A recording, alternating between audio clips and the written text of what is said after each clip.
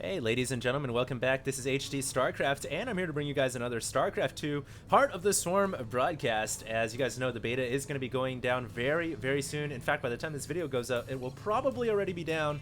So, once again, casting you guys some highlight select replays that the community has sent in to me. This is going to be 2 new fresh faces today.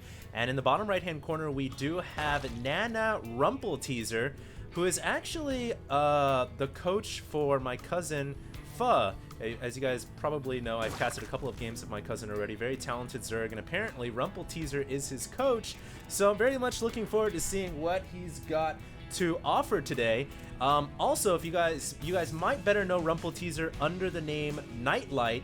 I casted a game of him, of Nightlight, when I was in Australia, and I went and put it on my YouTube channel as well. It was like an hour and 20-minute long game, one of the most epic games where he went mass nuclear missiles and whatnot. And so, yes, he is he's a player from New Zealand, and I also am a little bit weirded out right now because he's actually playing Zerg. If I recall correctly, he usually plays Terran, so...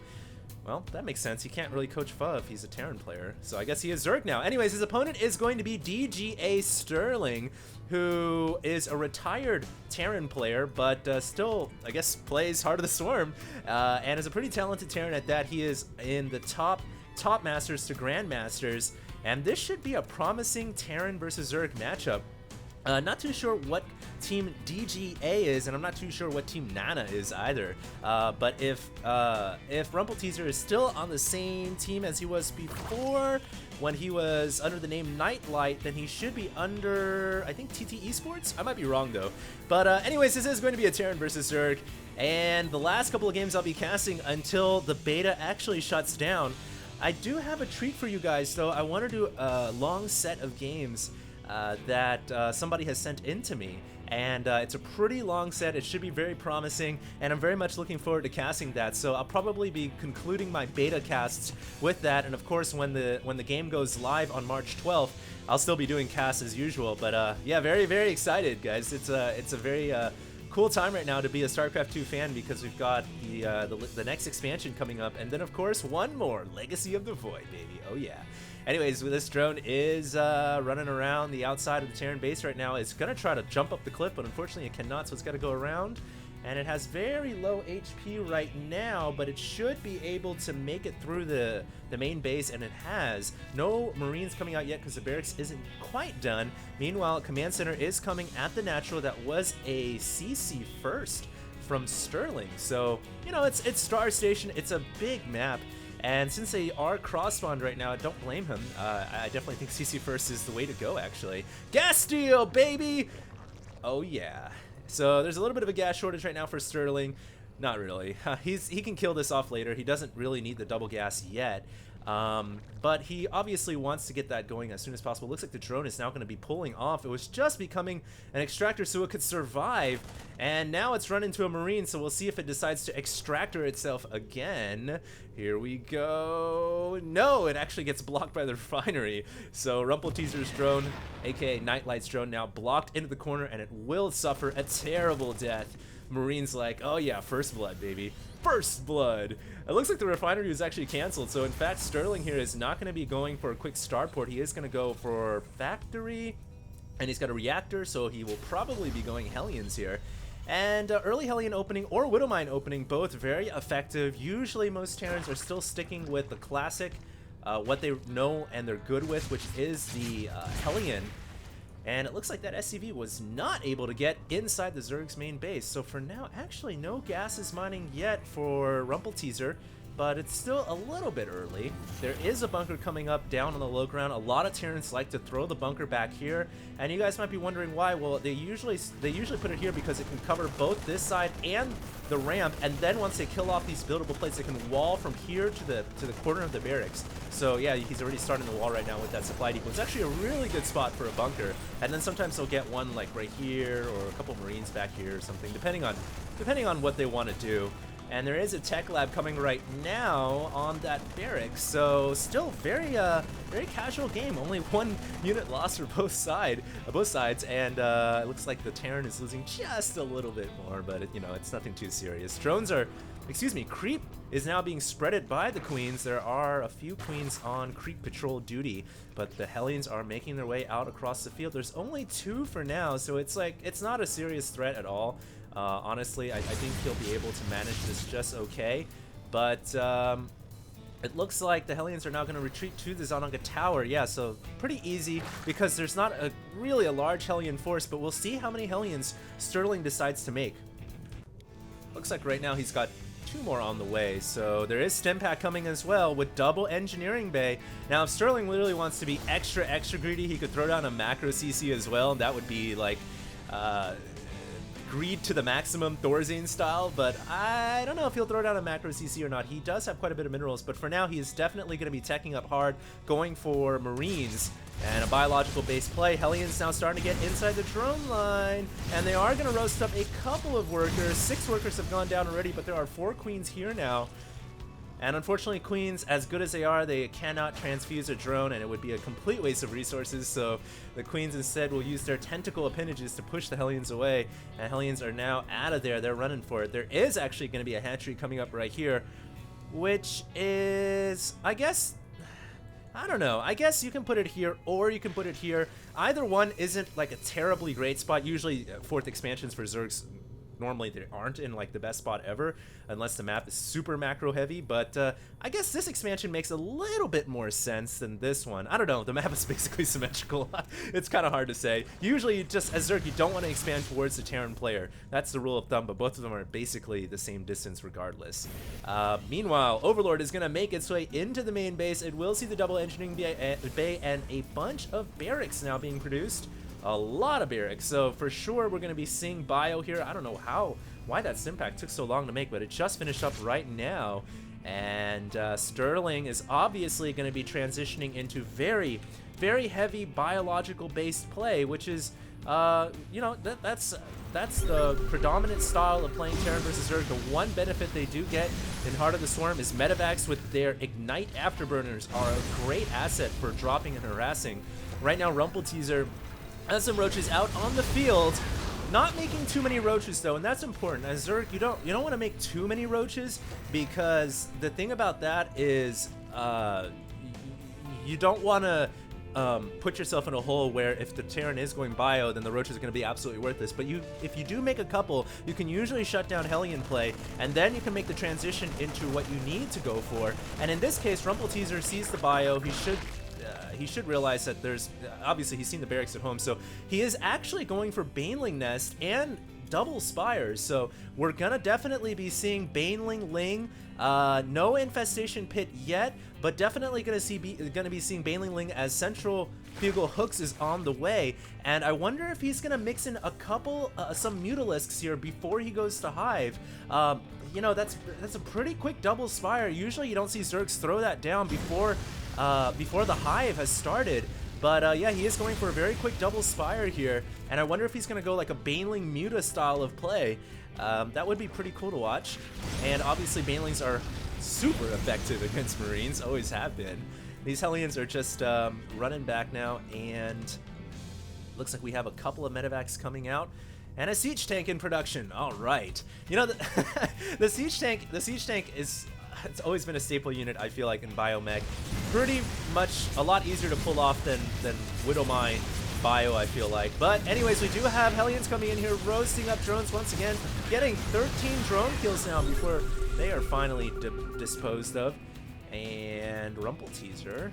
Let's check the upgrades, actually. No upgrades for Rumpelteazer yet. 1-1 for the Terran Infantry. Yeah, 1-1 about to finish up. And I was right. We do have Mutalisks coming out from the Zerg players. So he is going to be going for 10 Mutalisks here.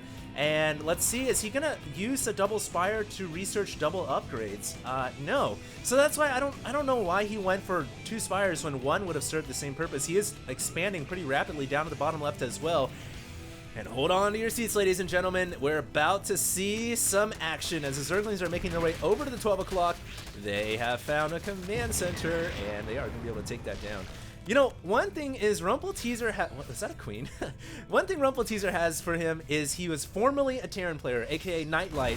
He knows how to play Terran, man. He is really, really, really good. Remember that game I was talking about an hour and 30-minute massive nuclear fest against a Zerg player, so he knows the ins and outs of playing Zerg against Terran.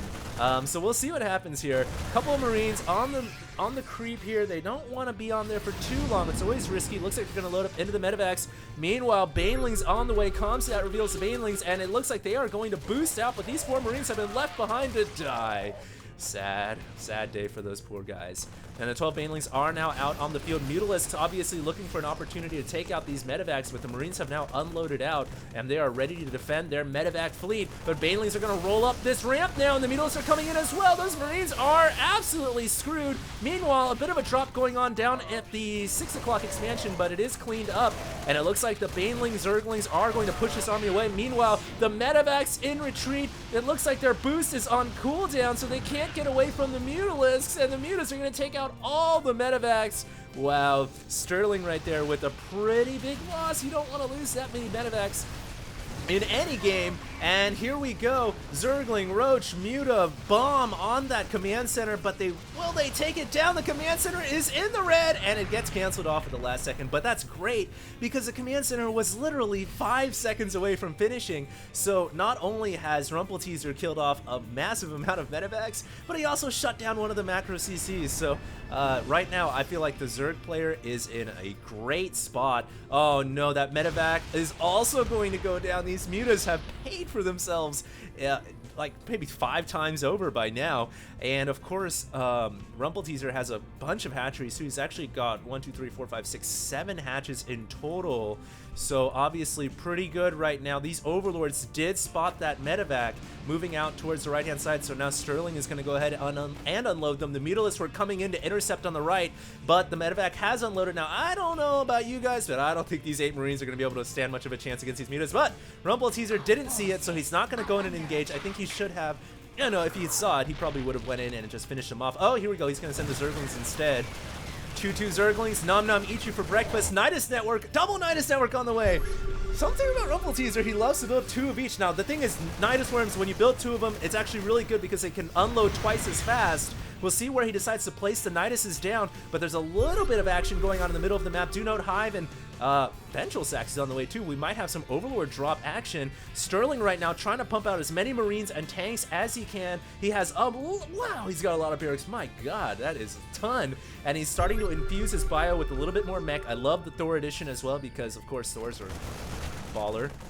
And here we go, Sterling actually coming down to the bottom side with a couple of Marines, but they better get out of there. Oh, devastating shot right there from Rumpelteazer. Takes out that army with a Baneling detonation.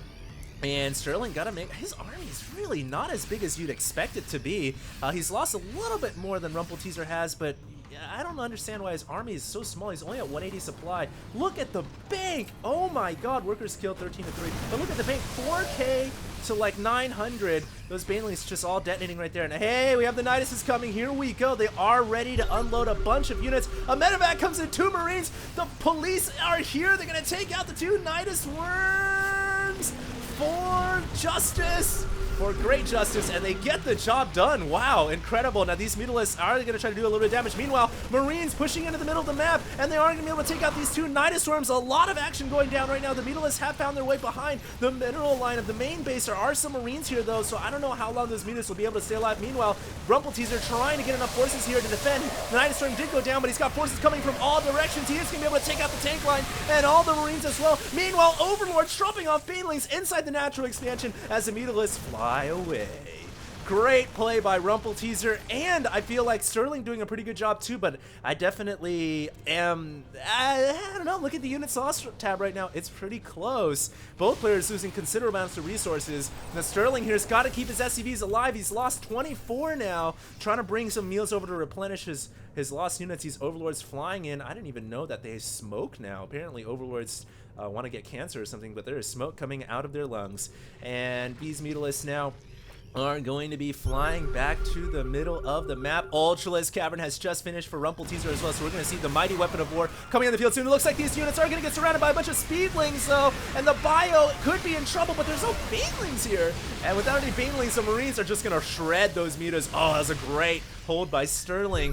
Whether or not I don't even know if that was really his, you know, his doing, but more of Rumpelteazer just being way too aggressive right there. And you can't blame him. He probably thought he had the edge with the Zerglings getting us around, but this bio is pumped up and ready to go. They are on drugs. They're 2-2 with Stim, and they've got medevacs as well. It looks like the bio is going to be pushing in. Meanwhile, a little bit of an engagement here as the Mutalisks are fighting off the Marines. Not too many Mutas left on the map, to be honest with you guys. There's only about 13 now, as the bio is going to push into the 6 o'clock expansion, and siege tanks are sieged up. The Terran is ready to rumble, and this hatchery is going down. Meanwhile, Mutalisks over on the right-hand side, they are trying to defend the Marines over here. There's only, like I said, about 13 left, but 5 Ultras are about to join the fray. Banelings are coming in, and they are going to save the Mutalisks behind.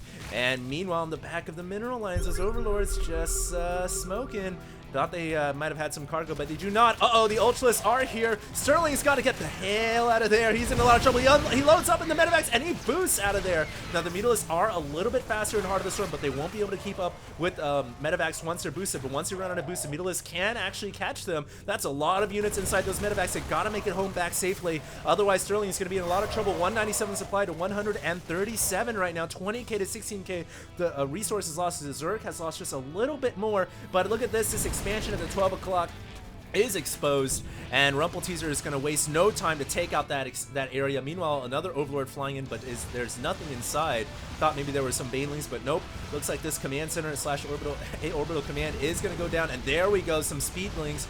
Are they crack upgraded right now? Not yet. He should actually get the adrenal glands upgrade as soon as possible. But hey, 8 Zerglings, still 2-2, can do a lot of damage, and it looks like they're going to get unloaded right inside the mineral line, while most of the troops for Sterling is engaged outside the natural expansion, outside the 3rd, in fact. So this is going to be a payday for Rumpelteazer. It's time to cash in the check. Oh no, there's actually some bio here, so those Zerglings are going to get taken out. Meanwhile, a bit of a drop going on in the bottom left-hand corner, and there is a double Nidus coming up once again. Rumpelteazer has replenished his Nidus worms, and it looks like the drop is cleaned up. What about these 2 Niduses? There are no crime fighters here. There's no Marines, and the Niduses are going to come in. It's time to execute Order 66, and yeah, there we go. Rumpelteazer gonna, actually, his Niduses weren't loaded. Bit of a mistake, but nevertheless, it is going to start coming out right now. Meanwhile, most of the troops for the Terran player are completely out of position, so we might go eye for an eye here for just for a second, ladies and gentlemen, because I don't see, yeah, there is some troops coming back home. I'm surprised these Niduses aren't going to unload additional troops. It looks like Rumpelteazer is more focused on defending this area, but the hatchery has fallen already, so I'm not too sure what he's waiting for. Look at his troops back home. He's got a ton of Mutas, Banelings, and Ultras. He just finished chitinous plating as well. Orbital command, the roof is on fire. It is gonna fly away, but it needs repairs immediately. It's only at 80 HP right now, and the bio and the tanks and the Thors and medevacs are on the way back home. Mission accomplished. What about this orbital command that will be repaired? 40, 35. Oh, it's on fire, and it is gonna get repaired at like the last second. Clutch SCV right there. And alright, it looks like the Mutas flock has been replenished. That's a lot of Mutalisks flying in here, and look at the SCV count for Sterling. It's falling really low. Only 27 SCVs left for the Terran player. That is obviously not good. He's lost 54 workers in total due to various types of harass, Nidus, Baneling drops, Mutas, you name it, it's happened. And Sterling right now has to get his SCV count back online. Luckily for him, he does have mules. He is Terran, of course, lol. So we'll see if he can get some mules out and replenish his income, but right now he is in a little bit of trouble. Mules are going to take out the planetary fortress. Boom, down it goes. And these Mutas are really doing a lot of damage. Meanwhile, more Overlords coming around the left-hand side, loaded up with Banelings. So we could see some Baneling action momentarily here as the Mutalisks fly into the natural expansion. Meanwhile, the Terran player, Sterling, says, I don't care, screw it, I'm going to the middle of the map.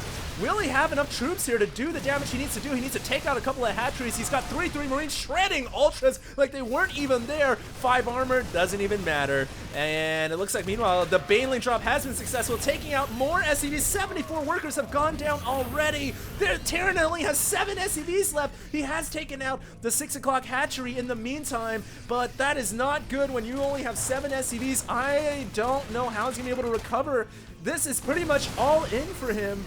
Has to win the game right here and right now. He actually has quite a big army, though. We'll see if he can do it. I don't know where Rumpelteazer's army is at. In the meantime, he needs to get his forces over here, not sending them in one by one, but the Banelings do get some pretty good detonations there. Thor absorbing the rest of the shots.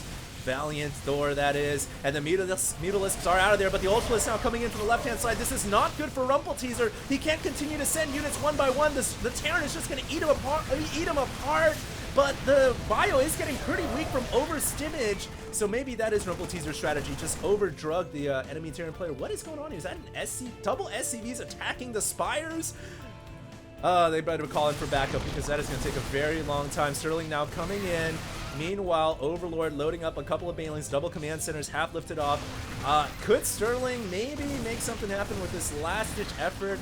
I don't know. I'm looking at his supply, actually. It's 47 to 175. I do think Nightlight, a.k.a. Rumpelteazer, is going to have it here. Ultralisk clawing in from all directions. And, oh, GG is called. Dominant effort by Rumpelteazer, but really, I think a good play by Sterling as well, because that was a lot of aggression. You look at the units lost tab, resources, 34k, 30k.